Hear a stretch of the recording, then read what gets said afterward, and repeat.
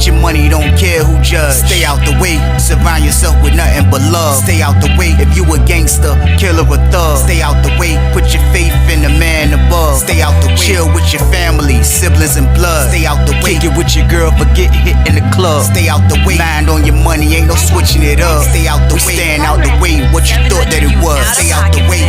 If you stuck down on your luck, not feeling righteous, did a petty crime, just looking for some excitement. Now your name on affidavits and court indictments, get paid for a lot, but your freedom is priceless. You did the crime, you do the time, don't let it surprise you.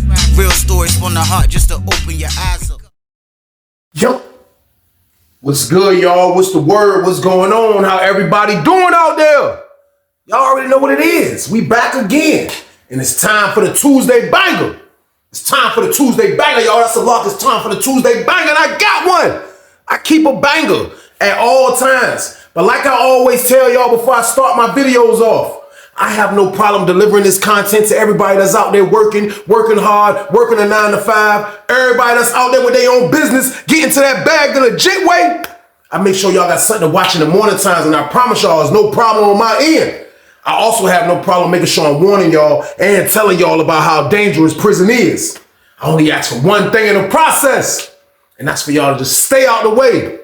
That's all I want you to do, man. I want you to stay out here and enjoy your life, man. I don't want you to go behind bars and go through what I've been through, man. I want you to stay out here where you belong. You belong out here, man. I don't think none of us belong in there, man. We just choose to do dumb things that put ourselves in there, man. We got to be able to smarten up, man, and pass the word down to the younger generation that ain't nothing cool about going to prison. See, they think it's cool about going to jail, becoming a gangster, coming home, getting celebrated, all of that. That's what they thinking is cool. It is not cool, man, to go to prison, man, period, man. And if you go to prison, it's not a guarantee you're going to make it out of prison. Prison is rough, man, regardless of what state you in, man. You don't need to go, man. So just stay out the way, period. But y'all already know what it is, man. This is the Tuesday banger game. So what I need y'all to do with this one? Like, share, subscribe, so y'all skip.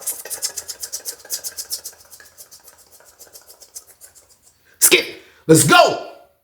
What? It's time for business. It's time for business, y'all. And the story I got for y'all today is called He Got Packed Up Twice. Part 1. Crazy story, crazy situation, but we are aware, people. We are in penitentiary, man. Crazy things happen all the time. And I'm gonna let y'all know now, man, they have dudes in penitentiary that really just think that, you know, I don't want to say that they think penitentiary is a game, but they just really feel like they are so comfortable, man, the way they dress, the way they act, the things they do. It looks like they just really like where they at. Now, don't get me wrong. You have to make the best of your circumstances, man, regardless of where you at, man. But like, I never was really all that happy about being in prison, man. I didn't let the material things bring me into being like one of those guys that I'm gonna be extra flashy in prison. Like, it don't make sense to be extra flashy in prison, in my opinion, man. But you have those guys in there, man. There's a lot of people that don't like these guys. And when there's a situation like that, it never goes smooth, y'all. So with that being said, though, we are on Lawrenceville for this one, y'all. We are on Lawrenceville. And I can remember being in 60 building, man. And I ain't gonna lie to y'all, man. It's the second time back around in 60 building around this time. And not only have I been through things when I was in 60 building, it was a lot of things that I have witnessed, man. Like a lot of crazy things I have seen, especially when I was over there, man. Like Lawrenceville didn't really have like a lot of turned up situations like how Sussex 2 was when it came to violence. Now they had violence, but just as not as bad as Sussex 2 violence. So it was just other things that I used to witness that just was mind blowing, man. Kind of crazy stuff that you only witness once. So around this time in 60 building, man, there was a lot going on around this time, man. But me, y'all know I'm chilling. I'm ducked off. I ain't trying to do a whole lot, but it's a lot of different dudes in there, man. You know, in penitentiary, you have a lot of different situations that be happening right before your eyes that you might not even know be going on. But I kind of sensed the situation that was getting crazy when I was in this block from a dude that they moved in our pod that was in the pod across the hall. Now, this dude that they moved that was in our pod across the hall, we're going to call him Duke, man. Now, Duke wasn't even from Virginia. He was a dude that they were saying that was from North Carolina. Now, I don't know what part of North Carolina he was from, but he was one of those out-of-towner dudes that, you know, like he wasn't scared about being in another state prison. He looked like he already been in Virginia prison for a while. Not a long while, but like at least 6 to 8 years or most at the most. So it looked like he was straight. Like he didn't look like he was bothered about none of this stuff about you. A lot of people come from out of town and get locked up regardless of what state they're in, and they'll look uncomfortable. I mean, like, it's hard doing another time in another state, man, but for the most part, Duke didn't care about that, man. Duke was a different type of individual, man. Like, Duke was kind of like one of those dudes who was like in their early 30s or something like that. I'll say early 30s, middle 30s at the most, man. But like what made him different from a lot of the inmates, man, like he was a guy. First of all, he had the waves spinning. Like, you know what I mean? I ain't gonna lie, pause. Like, not watching him like that, I seen a lot of guys with waves. But he was one of those guys, he had the Shamar Moore waves. He had the waves like dude from Young and the Restless. He had the big waves, pause. He had some decent jokes. I had somebody like me who never experienced having waves. Man, this man waves was banging. I gotta give it to him, man. He had nice waves, man. But not only that, man, he was a guy, he took care of himself. He worked out. He did all the necessary things that you're supposed to do while you in prison, man. He cared about his appearance. He was one of those dudes that always came out and looked like he really cared about his appearance, man. He kept his jean shirt on, his jeans on, his jean jacket. Now, let me explain to y'all what the jean jacket is in penitentiary on Lawrenceville, especially. Not really no other spots, but on Lawrenceville especially, man. Like, the jean coat is kind of like, if you see a dude with a jean coat on Lawrenceville, he's either trapping or he's just somebody that's a major pretty boy. Like, you didn't see a lot of the jean coats. Like, by the time I got to Lawrenceville in 2009, I believe they stopped selling the jean coats on property. Now, you can still buy your jeans and your Levi's shirt, blue shirt, but they stopped selling the jean coat. Why? I don't know why. But this is by the time I got there. So I ended up getting one probably like 2011. Matter of fact, rest in peace, San Juan, man. Before he went home, San Juan left me his jean jacket, man. So like, that's basically how you get jean jackets. Like, if you someone that came like around the time I came, now you was someone that been there, you probably someone that got a jean jacket. But basically the people that got jean jackets, man, they are the people that basically kind of like, you know, they look important. And I know it sounds wild, but that's how it looks. So I can remember when I was in 30 building, I got kind of like trapped in that stuff, and I ended up getting a jean coat passed down to me, and I wore it for a while. Then after a while, I started seeing what the jean coat meant. Like for real, you got that jean coat on, not only like you known for what I just told you, but the police always think you up to something. They think you think you better. The inmates think you better. I don't know what that jean coat used to do to people, man, but the jean coat was something special in Lawrenceville. Ask anybody. Ask anybody that been in Lawrenceville, man. So when I had mine, I didn't have it for a long time, man. Even though bro left me in a joint, man, I ended up selling the joint because it just was like, it was a jacket that kind of like, it just make you stick out. You know what I mean? Pause. And I wasn't with that type of activity. Now, back to Duke. Duke still had a jean jacket. Years later, he still got a jean jacket. So he was like the only dude in the pod besides this dude that was a boy, you know what I mean, that had a jean jacket. But they was the only two that had jean jackets, man. But Duke just used to he would always look like he was fly, man. Like, I'm talking about, he was one of those dudes that had all the oils. You know what I mean? Like, you go to his cell, he got all the oils. He took care of his stuff, man. I got to give him his props. But for real, me and Duke didn't really start talking like that when I first came in the block. But I ended up finding out he was cool with my homeboy that was over in 30 building that was from Norfolk, man. So that's what kind of like made me and him just be acquaintances, man. Like, we would talk, you know what I mean, here and there. We went and hang out. I didn't have his back. It wasn't nothing like that. But we'll definitely make sure we speak. Like, if it was a situation that I can help him, he'll help me, or vice versa, or whatever the case. But that's the type of friendship that me and Duke had. Now, I was all right with him, but I'm somebody that understands how it is in penitentiary. Y'all gotta understand, I understand all angles. But at the end of the day, I see why guys be hating on other dudes. Like, I'll see it. I'll see why dudes be like, yo, he think he all that. He think, like, if you thinking like that in your mind, like, something is wrong with you. But you have these guys in prison because they don't have nothing else. So you have these guys that been in prison forever. A lot of dudes that been down for a long time. Then you have the ones that came in that don't have no swag. Like, and they just look at a dude like Duke, and you'll see Duke got his Nikes clean. He got his Nikes painted. He got the dude in 30 building to paint his Nike, the Nike check. So his Nike check was like a sky bluish, like not really a no Tar Heel blue, but like just in the sky type of blue. I don't know what kind of paint this was or whatever he put on his air bubble, but it matched our jean shirt and our jeans basically. Like, so he would look up the par every time he come out. So you would have these dudes that had no swag ever hating on him. Me, I didn't look at it like I wanted to hate on Duke. I looked at it like he just was a fly dude in penitentiary. He wasn't one of the first dudes I saw was fly. I seen a dude on Sussex too when you only can have scrubs in the 3-strap sneakers. He was making that look fly. So I'm just letting you know, dudes don't be losing their fly when they come there, man. So I think that kind of helped Duke out in the long run, man, because the rumor that I had got when he first moved to the block was that he was locked in with the lady that we gonna call Miss Davis for like 2 years. So let me tell y'all who Miss Davis is now. Miss Davis was a different individual.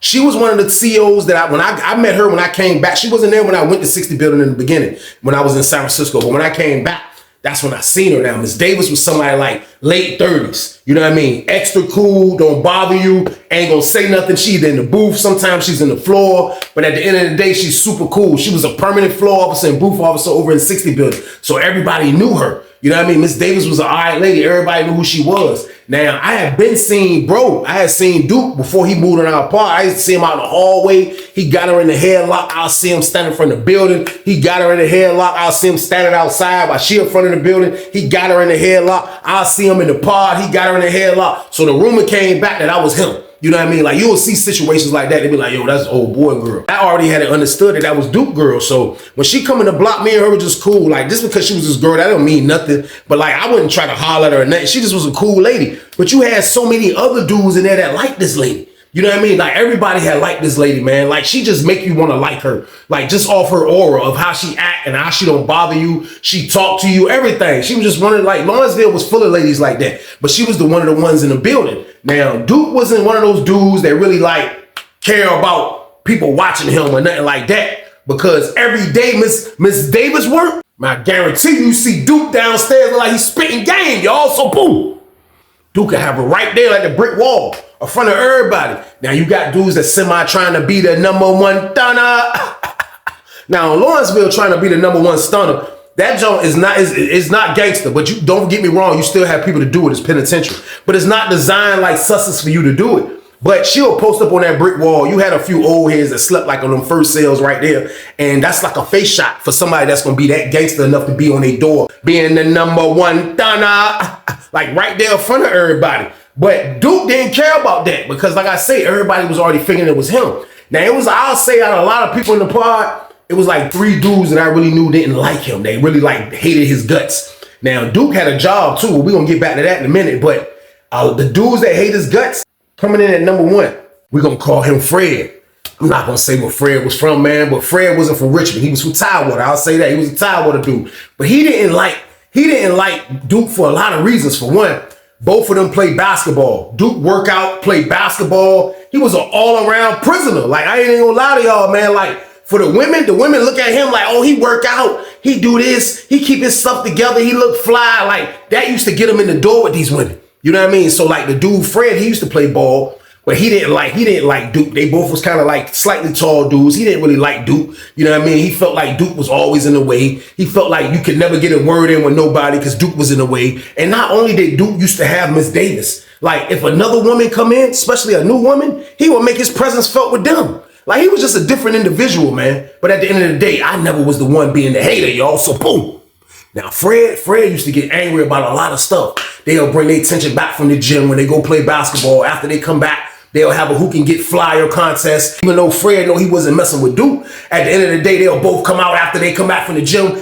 Before we go to dinner, everybody will come out, they'll all be crispy. Who cologne smell the butter? They'll be out there like that. But the whole time, Duke down on Miss Davis for real. Now, Fred used to like Miss Davis too. But he one of them dudes that thinking probably because she nice, that this and that. So I don't know for sure in the beginning that he knew that was Duke, but a lot of people did, man. But he used to try to be at Miss Davis too. Now, he used to be this other dude, man, that didn't like Duke either, man. He was an old head and he was a barber. The reason why he didn't like Duke is because he used to be always feeling like, because he was the barber, he can be out in the hallway doing his thing, and then Duke could come out there, and the next thing you know, he bring him Miss Davis when he come out there, and that'll mess the barber up because he out there moving around and trying to get things done or whatever he was trying to do. So he hated that Duke always brought heat to the salad port, but Duke ain't doing it but hollering at his girl. You know what I mean? So it was a few people, man, like real talk. Like it was a few people in there that really didn't like Duke, and Duke knew it. He knew it, man, because when I would talk to him, me and him would have conversations like this. I might see him, and he might be coming around to put his laundry bag up, kind of like where my cell is at, and he'll stop and post up for a second. He'd be like, yo, he be like, what's up? What you got going on? Weezy? I'm like, chilling.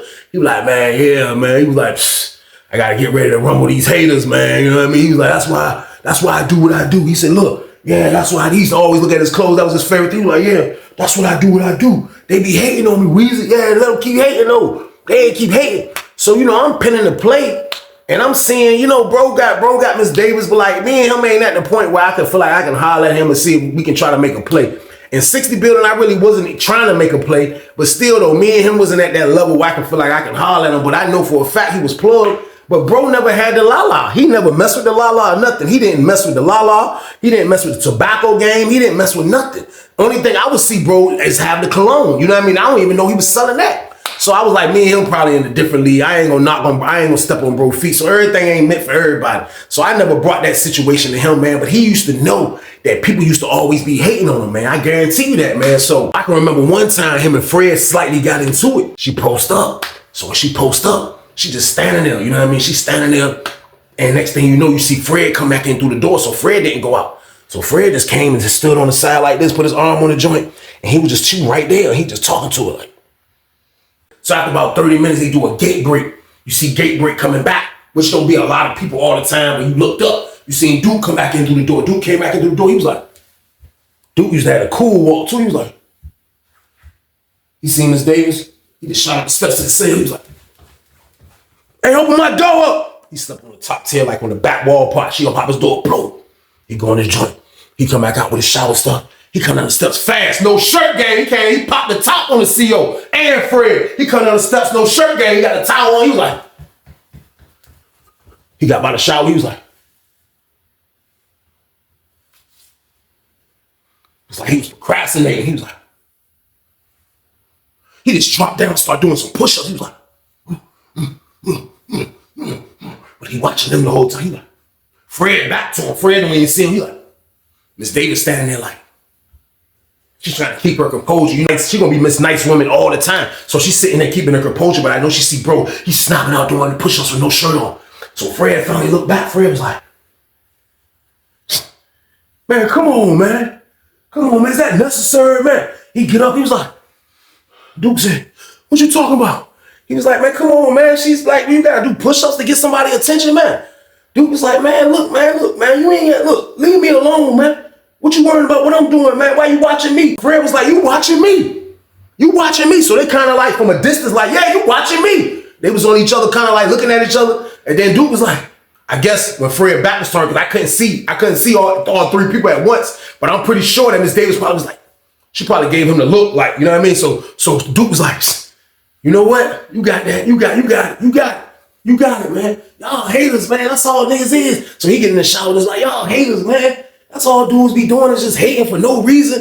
You know what I mean? So I'm like, damn, I picked that shit. That shit was a crazy situation. But at the end of the day, like, she's really nobody, girl. Y'all know my policy, man. All these CEOs that work, man, they don't belong to nobody, y'all. So boom. But nevertheless, these guys bumped heads slightly. It wasn't nothing, but they been didn't like each other anyway. You know what I mean? So I could just tell like the whole energy of what Fred was, just how he would just look at bro after that he didn't really like bro. So, you know, at the end of the day, man, like Duke wasn't somebody that's gonna be in there getting in trouble. I never really seen him get into a confrontation. Like, I'm pretty sure he knew he had haters, but nobody really just followed through on trying to just really just play him. He wasn't a little dude. He kept himself together, and I know he gonna buck if someone do try to pull up on him on some crazy stuff. So nobody really brought problems to him, man, even with him being from out of state.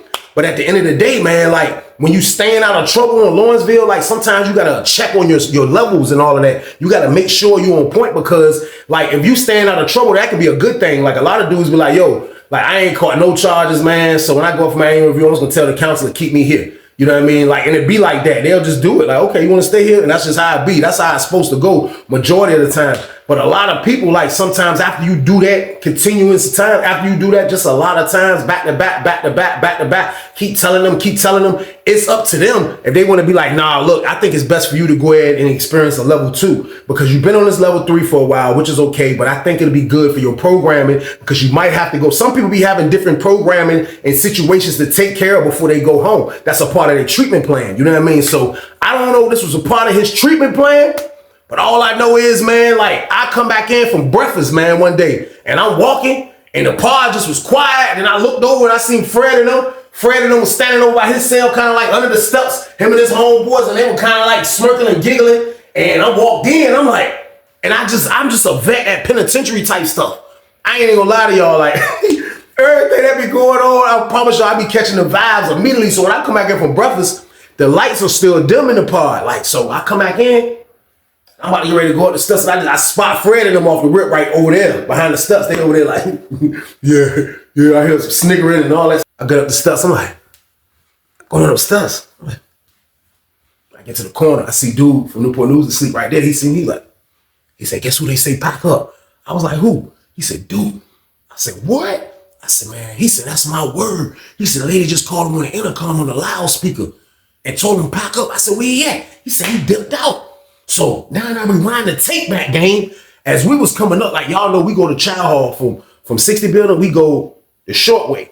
We the closest building to the Chow Hall, but we the farthest building back from the Chow Hall because we got to take the long way back. So when we was leaving the Chow Hall, I looked to my left, coming from 60 building sidewalk, coming up the little hill. I seen a nigga dude. He was coming like this though. He was semi like walk running though, like, you know what I mean? It wasn't like he was spraying. He was like, he was moving like that. When I see him, so I just keep walking. So I ain't paying no mind, but he probably was running to talk to the sergeant or talk to the people at the watch commander office, not the watch commander office, but the tower joint right there. Like he probably was going to talk to him. I didn't know, but I seen it. I remember the joint. So I'm like, for real, y'all? They like, yeah, man. You like told him pack up. I said, man, that's crazy, man. So when he say that, I'm like, I just keep walking around, walking towards myself. I get close to my cell. I look, I stop. I look at Fred, and Fred was like, hey, I seen Fred. Get him out of here. His homeboy was like, man, they was happy. They was happy about the joint because it's like Miss Davis gonna be up for grabs now. Like that's why I say it's not good to make these women like really your girl. Of course you're gonna catch feelings and all of that, but they don't belong to you, bro. Like they belong to somebody on the street, basically. Like that's they really don't even basically belong to them. They don't belong to nobody at the end of the day. So I be hating when dudes catch major feelings. But I'm figuring a veteran like Duke, somebody like him that's the fly guy, the fly guard, somebody like I know that can go to any penitentiary and put that shit on. I don't think he tripping about Miss Davis ass, y'all. So boom. Man, I promise you, man, this man came back. This man came back in the bar, sick. Everybody trying to hold it in who know that it's like an inside joke game, but he come back in the bar, he like, this word laundry dude saying from the top, yell to Jane. I'm in the cell. I hear the laundry man yelling. That's how I knew he was back. I get up, I come to the door. He like, hey, dude, they packing you up, man. He was like, yeah, man, they packing me up, man. Yeah, man, they packing me up. So everybody like, dang, that shit crazy. So he got down getting his shit together. You know what I mean? He getting his shit together, man. I'm talking about this was like the longest get your shit together that I ever seen because he didn't want to go. The man didn't want to go, man. I knew it, man. Like, I promise you he didn't want to go, man. Like, Miss Davis looking sad. Like he just looked like that whole early morning. Like, he had just looked like the air got taken out of him, y'all. That's my word. He had looked really sick, man. Like, man, like, they packing me up, like, you know what I mean? So I finally pull up on him. Like, I seen him, you know what I mean? After all the smoke cleared, kind of like, after everything got settled a little bit, I seen him. He shot out his cell. Yo, bro. I was like, yo, like, what's up, bro? You gone, man? He was like, yeah, I'm gone. Easy, man. He was like, man, that joint crazy. He was like, bro, like, man, I've been told the counselor I won't try to go to no level 2. You know what I mean? She's supposed to overwrite me like she did 2 years in a row. He was like, I've been told him I won't try to go to no level 2. Now they want to send me to a level 2 because I got 3 years left. So I'm like, damn, what they sending you to? He said, man, they talking about, man, I might go to Coffeewood, Hayesville. He was like, I don't know where the hell I'm going, man. He was like, man, but for real though, man, he said, I told the lieutenant, man, that my shit was override, man, like, da-da-da-da. So he running it down. And I'm just like, damn, like that shit makes sense. I'm like, damn, bro, that shit fucked up. But what I do know about penitentiary, because I have been in penitentiary by now, double-digit years. So I know for a fact, like when they call you to pack up, your ass gotta pack up, y'all. So boom.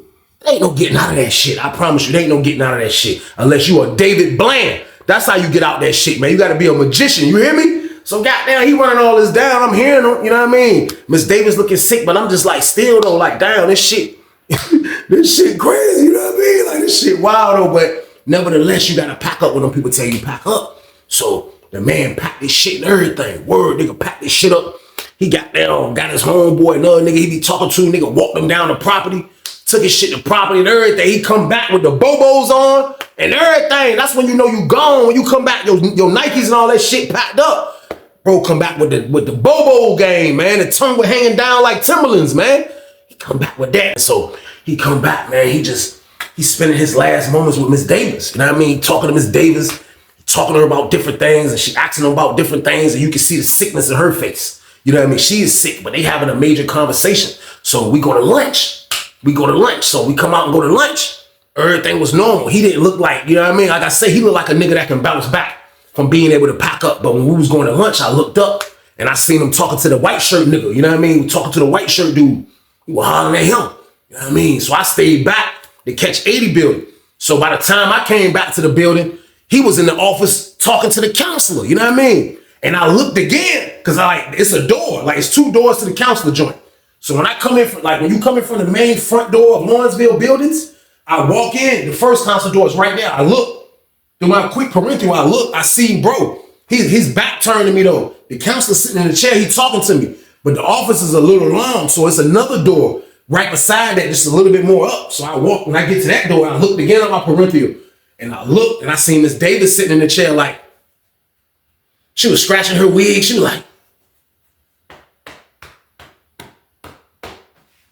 like she was just sitting in there having, like, I don't know what they was doing, but I go back in the pod. I ain't pay that shit no mind. Go back in the pod, you know what I mean? I look up, Fred and them happy as a bitch. Fred and them over there making a meal. Them niggas super happy. I can see the happiness in his eyes. I told y'all, I knew the nigga didn't like Duke. I knew for a fact he didn't like Duke, so he's super duper happy. I'm talking about extra happy. The barber dude happy too. You know what I mean? The barber dude just be always out in the hallway, but I know he happy about this shit too. Seeing him in the counselor office, cop a plea. I know he's happy about that shit on everything. So nigga Duke come back in the pod, man. He took it, you know what I mean? What can he do? You know what I mean? He hollered at the nigga, you know what I mean? Nigga eating a butt naked. That's how you know it's a rap. Nigga, you eating a butt naked, your food packed up. He's out of here, man. This word, man. I went and hollered at him one last time. Like, yo, bro, be easy, man. You know what I mean? He like, that's what's up, man. He's like, I'm gonna holler at you, man. I was like, yeah, be easy wherever you go, bro. You know what I mean? I dapped him up and slid, y'all. Next day roll around. Wake up in the morning time. Now, like, it be different times. They either come get you late night, or they might come get you early in the morning. You know what I mean? Like when you getting transferred. Either way, you out of there.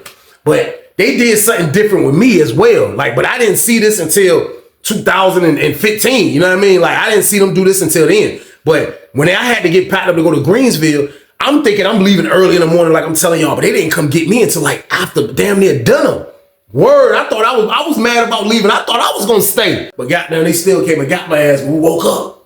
It's my word, I woke up, goddamn, got my face together and shit, brushed my teeth and shit, washed my face, got my shit together, man, put my shoes on, man, put some lotion on. I step out, see the laundry man dude over by the laundry, and I was like, what they got for breakfast, bro? He was like, I think they got sausage links and grits. I'm like, oh, all right. You know what I mean? I'm going over there to get them joints. So I looked at the laundry man. The laundry man's face was like he was just staring. He was just like this. He was like, yeah, they got sausage links and grits. But I see him like, I look. Man, I promise y'all, man, I seen Duke walking through the pod like this. Get your money, don't care who judge. Stay out the way, surround yourself with nothing but love. Stay out the way, if you a gangster, killer or thug. Stay out the way, put your faith in the man above. Stay out the way, chill with your family, siblings and blood. Stay out the way, kick it with your girl, forget hit in the club. Stay out the way, mind on your money, ain't no switching it up. Stay out the way, stand out the way, what you thought that it was. Stay out the way, if you stuck down on your luck, not feeling righteous. Did a petty crime, just looking for some excitement. Now your name on affidavits and court indictments get paid for a lot, but your freedom is priceless. You did the crime, you do the time, don't let it surprise you. Real stories from the heart, just to open your eyes.